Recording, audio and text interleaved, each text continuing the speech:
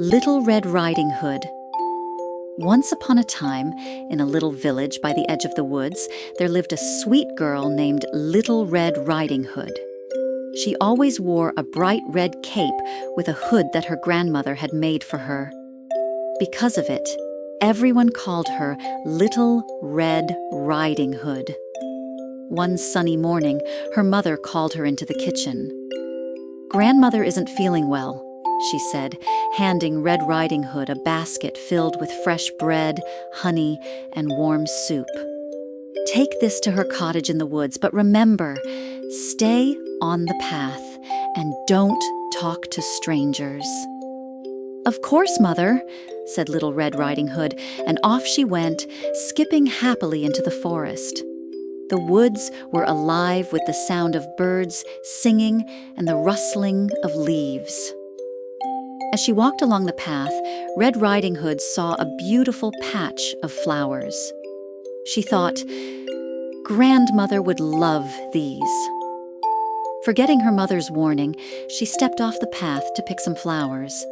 While she was gathering the prettiest blooms, a big, sly wolf crept up behind her.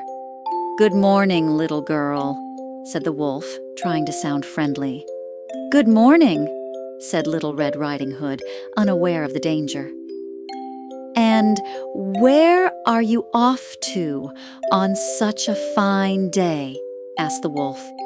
"I'm going to my grandmother's cottage to bring her this basket of food," she replied. "She's not feeling well." The wolf's eyes gleamed. "How kind of you! Where does your grandmother live?" "Just a little way down the path," said Little Red Riding Hood, "in the cottage with the red door." "How delightful," said the wolf.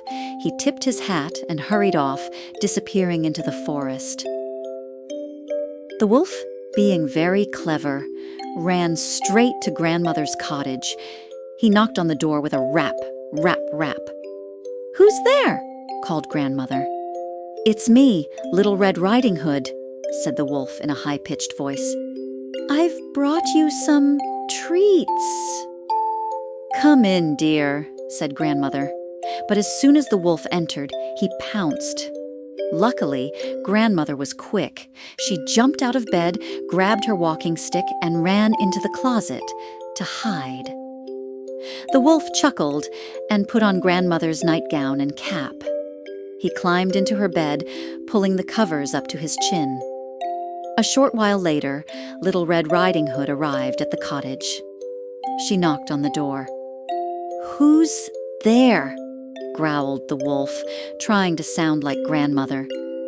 "It's me, Little Red Riding Hood. I've brought you some food and flowers." "Come in, dear," said the wolf. Little Red Riding Hood entered the cottage and set the basket down. She noticed her grandmother looked a little strange. "Grandmother," she said, stepping closer, "what big ears you have." "All the better to hear you with, my dear," said the wolf. "And Grandmother," she said, "what big eyes you have." "All the better to see you with, my dear," said the wolf. "And Grandmother," she said, "what big teeth you have." "All the better to eat you with," roared the wolf, leaping out of bed. Little Red Riding Hood screamed, but just then the door burst open. It was a kind woodcutter who had heard her cries for help. He chased the wolf out of the cottage and into the forest, never to be seen again. Grandmother peeked out of the closet, relieved to see her granddaughter safe. "Oh, my dear, you were so brave," she said, hugging Little Red Riding Hood tightly. "I'm sorry I left the path, Grandmother," said Red Riding Hood. "I'll never do it again." And from that day on, Little Red Riding Hood always remembered to stay on the path and listen to her mother's advice. She and her grandmother enjoyed the basket of treats together, safe and sound. And so, Little Red Riding Hood, her grandmother, and the kind woodcutter lived happily ever after. Thank you, my little ones. Until next time, sweet dreams and good night.